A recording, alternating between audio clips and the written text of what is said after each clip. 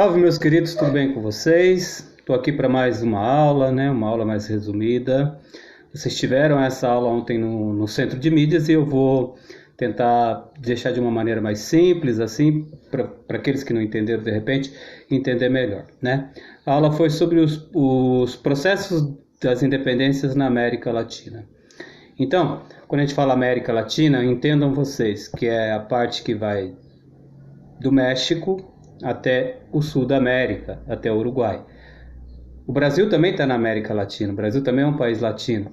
No entanto, nesta aula não foi tocada na independência do Brasil. Porque a independência do Brasil, com certeza, vai ser estudada à parte, né?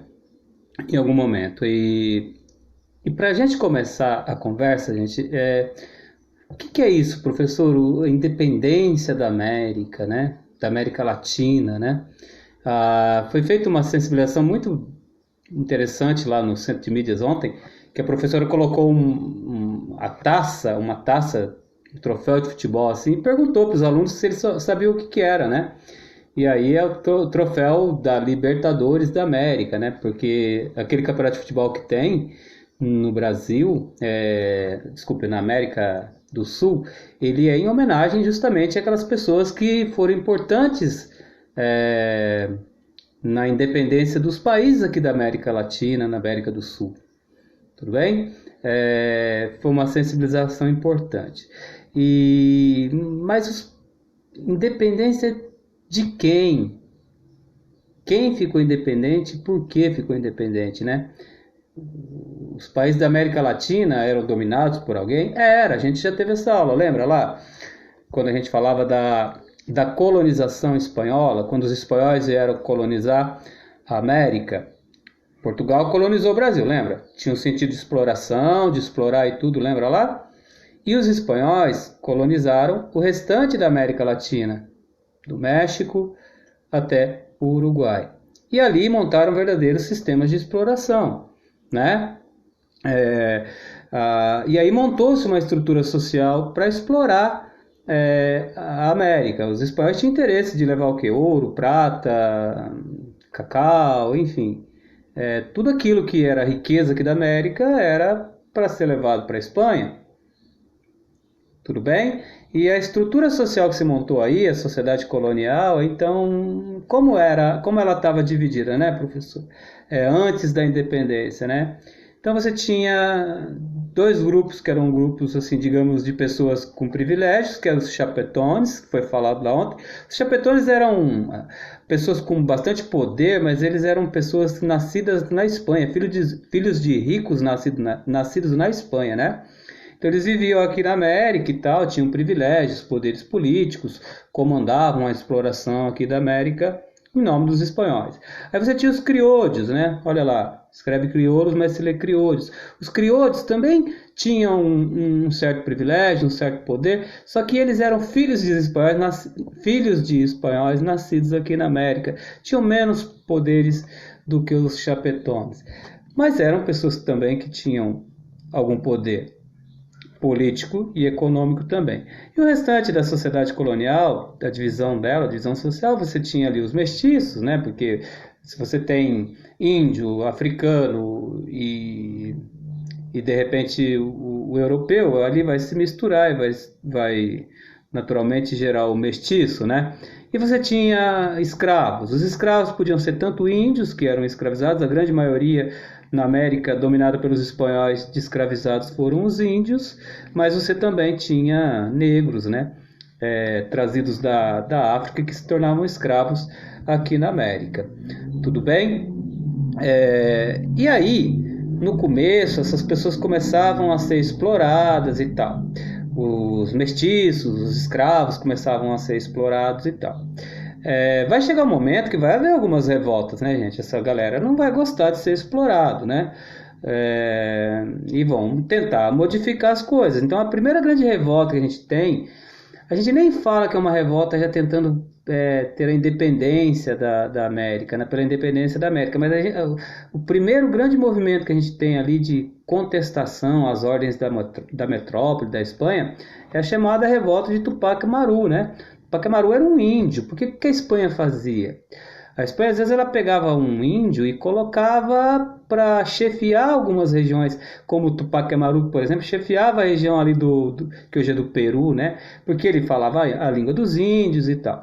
Só que chegou um momento que o Tupac Amaru falou assim, pô, não dá, né? Os índios estão sofrendo demais, estão sendo escravizados, estão sofrendo demais nas minas e tal. Então ele se revolta ali e tal. Não é exatamente um movimento pela independência, mas logo os chapetones, que eram os ricos ali, e os crioulos acabam com essa revolta de Tupac Amaru. Mas foi um primeiro sinal de que as coisas já tinha gente insatisfeito, né? Com o domínio espanhol, compreendem? É, uma pausa para deixar de falar da Espanha. Quando a gente fala que a América Latina, tirando o Brasil, foi todo domínio espanhol, tem algumas ilhas na América Central que não eram domínio espanhol. Por exemplo, a ilha de São Domingo, que hoje a gente chama Haiti, foi falado isso lá ontem, olha lá, independência do Haiti, ela era pertencente à França, a França que colonizou ela, né? E não sei se vocês sabem, mas o Haiti hoje, ele é um dos países mais pobres do mundo, com sérios problemas de miséria, etc. Mas foi lá que aconteceu a São Domingo, foi a primeira independência de uma região na América Latina, foi no Haiti. Na América Latina, porque já tinha acontecido nos Estados Unidos. Foi no Haiti, foi uma revolta de escravos que não aceitavam voltarem a ser escravizados, né? E foi essa revolta ela é importante, e essa revolta que tornou São Domingo no Haiti, que tornou o Haiti independente, ela foi importante por quê? Porque ela foi totalmente praticada, levada a cabo por negros que antes eram escravos. Tudo bem? Então, aí a gente tem esse primeiro grande movimento, que foi a independência do Haiti, liderada por negros. É interessante isso, né? Porque o Haiti, muita gente depois olhava para o Haiti e falava, pô, lá já conseguiram a independência. Inclusive aqui no Brasil, que ainda pertencia a Portugal, os caras olhavam lá para o Haiti e falavam assim, pô, os caras já conseguiram a independência. Mas o Haiti hoje é um país com sérios problemas, apesar de ter sido o primeiro ali a se tornar independente da América Latina, tá?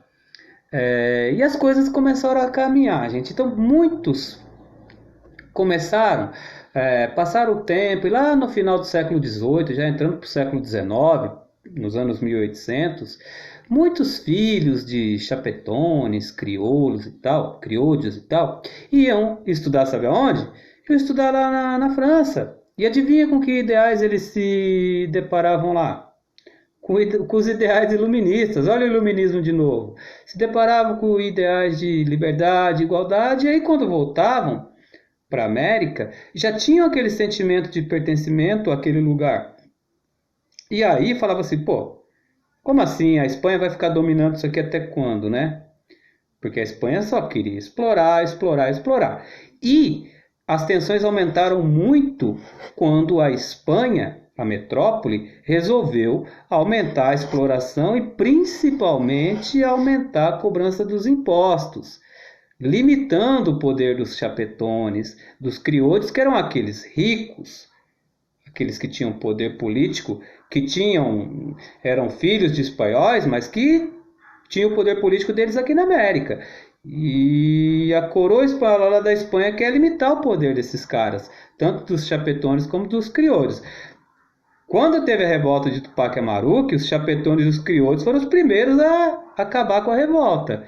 Mas quando a Espanha começa a mexer no bolso deles, porque eles estavam enriquecendo com um comércio interno que tinha ali, né? com as coisas que eles produziram, eles pagavam impostos para a Espanha, mas eles estavam enriquecendo. E quando a Espanha começa a aumentar os impostos, os caras falam, pera lá, é momento então de romper, ou seja, da gente conquistar a nossa independência. E não era só eles, não.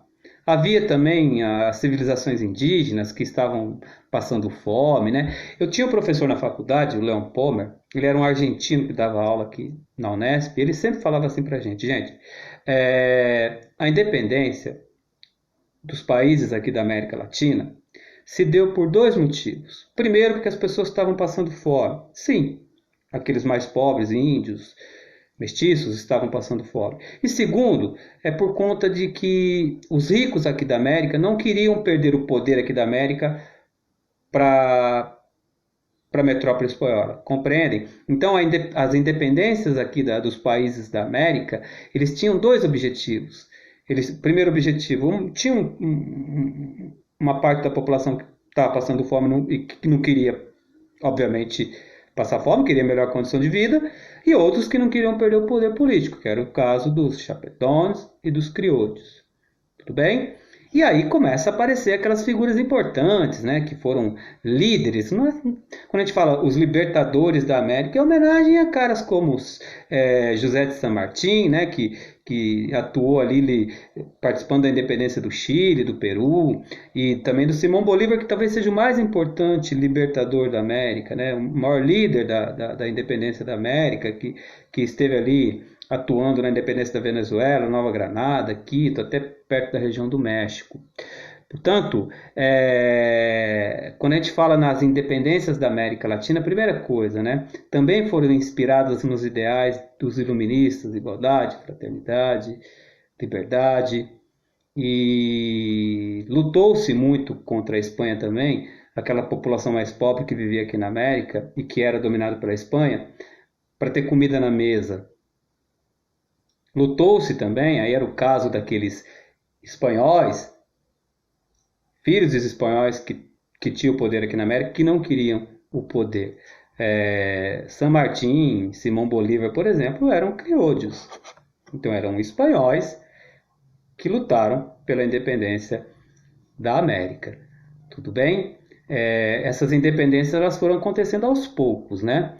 A partir do final do século XVIII, pelos anos 1800 e tal, a América foi se libertando, a América Latina foi se libertando do jugo espanhol. Que é muito importante aí, também inspirados no iluminismo. Eu quero que vocês sempre pensem isso, como o iluminismo, a própria Revolução Francesa, foi importante para as independências, por exemplo, dos países aqui da América e do Brasil também, né? Tudo bem? Sobre isso, era isso. Valeu, queridos!